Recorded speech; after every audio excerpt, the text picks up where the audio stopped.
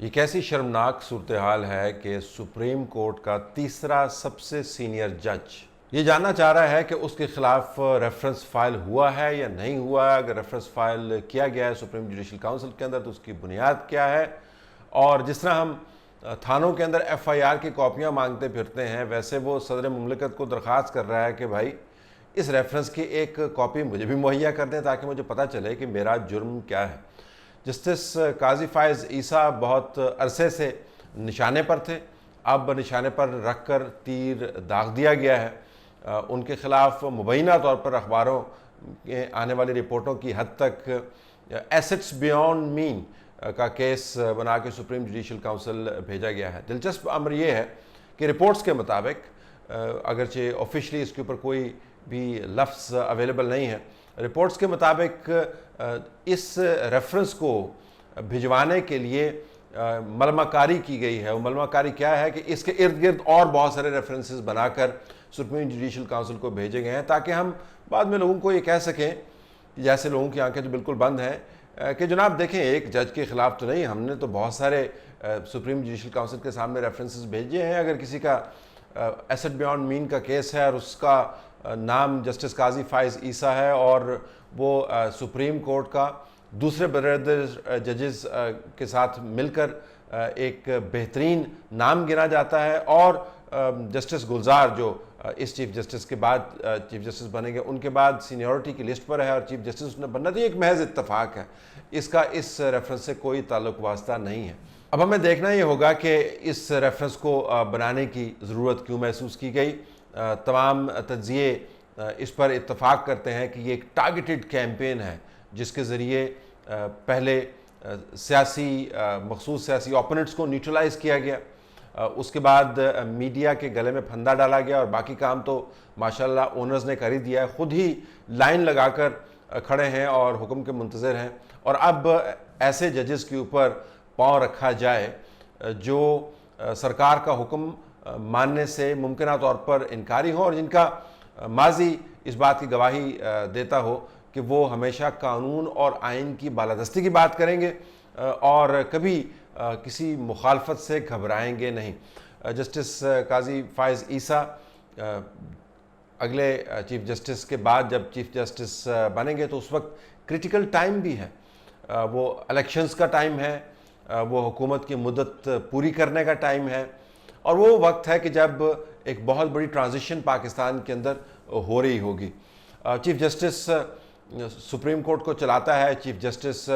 Bench बनवाता है, chief justice अपने कद काठ और कैलिबर के मुताबिक सुप्रीम कोर्ट की राह मुतय्यन करता है। माजी का अगर आप किस्सा उठा के देखें तो अगर सुप्रीम कोर्ट के ऊपर कोई माठा और कॉम्प्रोमाइज़ जज आप बिठा देते हैं तो माठा और कॉम्प्रोमाइज़ जज तमाम की तमाम सुप्रीम कोर्ट और उसके साथ जो एफिलिएटेड कोर्ट्स हैं उनकी ऐसी की तैसी कर देता है और अपने माठेपन के मुताबिक तमाम जुडिशरी को चलाता है। और अगर कोई कद काठ वाला, अक्ल दानिश वाला, असूलों पर यकीन रखने वाला सुप्रीम कोर्ट का जज बन जाता है तो सुप्रीम कोर्ट का कद काठ ऊँचा हो जाता है। तो चूँकि ऊँचे कद काठ वाली, कानून को मानने वाली अदलिया की हमें इस वक्त ज़रूरत नहीं है, और उस वक्त तो बिल्कुल भी ज़रूरत नहीं होगी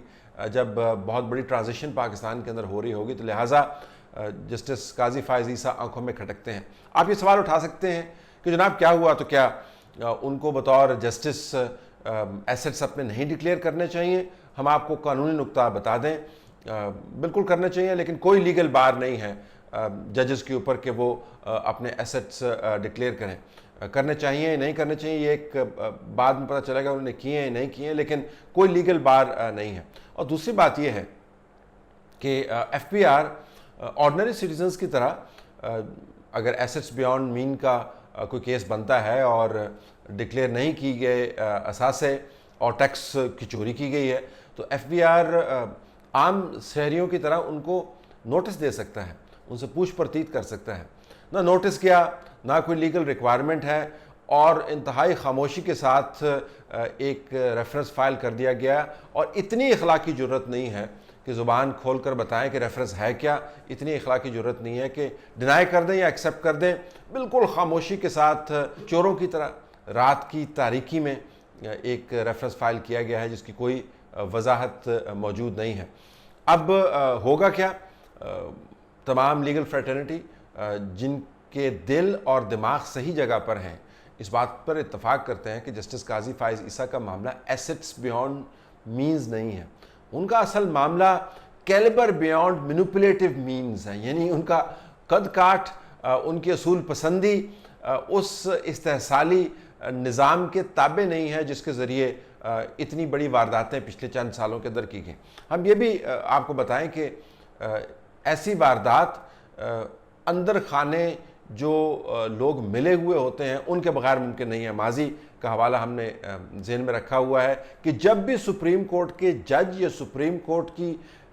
जो साख है उसके खिलाफ साजिश हुई, अंदर से कोई ना कोई जज या ग्रुप्स ऑफ जजेस जो हैं उसके अंदर इन्वॉल्व होते हैं। मौजूदा चीफ जस्टिस के ऊपर बड़ी भारी जिम्मेदारी आयद होती है, आने वाले चीफ जस्टिस के ऊपर भी बड़ी भारी जिम्मेदारी आयद होती है कि नाम नहाद रेफरेंसेस के ज़रिए मनपसंद के जजेस लाने का जो अमल है इसकी राह में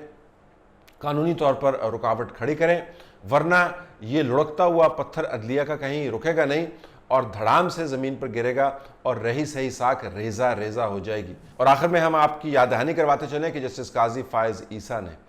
इस ख़त में जो तमाम अखबारात के अंदर छपा हुआ है ये भी कहा है कि सेलेक्टिव लीक्स के ज़रिए कैरेक्टर असैसिनेशन की जाती है। आप दोबारा से अंदाज़ा करें वही नुक्ता जिससे हमने आगाज़ किया था कि कैसी शर्मनाक बात है कि सुप्रीम कोर्ट का थर्ड सीनियर मोस्ट जज ये कह रहा है कि सिलेक्टिव लीक्स के ज़रिए आप मेरे कैरेक्टर असैसिनेशन कर रहे हैं। और चलते चलते आपको ये भी बता दें कि